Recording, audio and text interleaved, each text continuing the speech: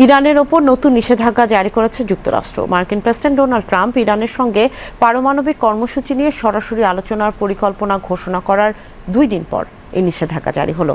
মার্কিন ট্রেজারি বিভাগ এক বিবৃতিতে এই তথ্য জানিয়েছে। ইরানের পারমাণবিক কর্মসূচিতে সমর্থন করায় ইরানে অবস্থিত 5টি সংস্থা এবং একজন ব্যক্তির ওপর নিষেধাজ্ঞা জারি করা হয়েছে।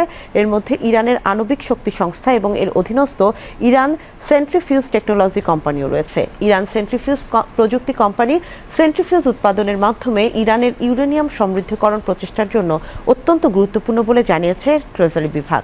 এছাড়া নতুন নিষেধাজ্ঞার লক্ষ্যবস্তু হলেন অ্যাডবিন এস্তা টেকনিক্যাল অ্যান্ড ইঞ্জিনিয়ারিং কোম্পানির ব্যবস্থাপনা পরিচালক মাজিদ মোসাল্লাত। ট্রেজারি বিভাগের মতে তিনি কোম্পানিটিকে বিদেশি সরবরাহকারীদের কাছ থেকে উপাদান কিনতে সহায়তা করেন।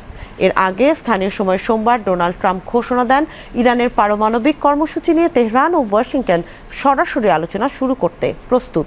তবে ইরানের পররাষ্ট্রমন্ত্রী এ দাবি অস্বীকার করে বলেছেন ওমানে পরোক্ষ আলোচনা হবে। ট্রাম্প কঠোর হুঁশিয়ারি জারি করেছেন, যদি আলোচনা ব্যর্থ হয় তাহলে ইরান বড় বিপদের মধ্যে পড়বে।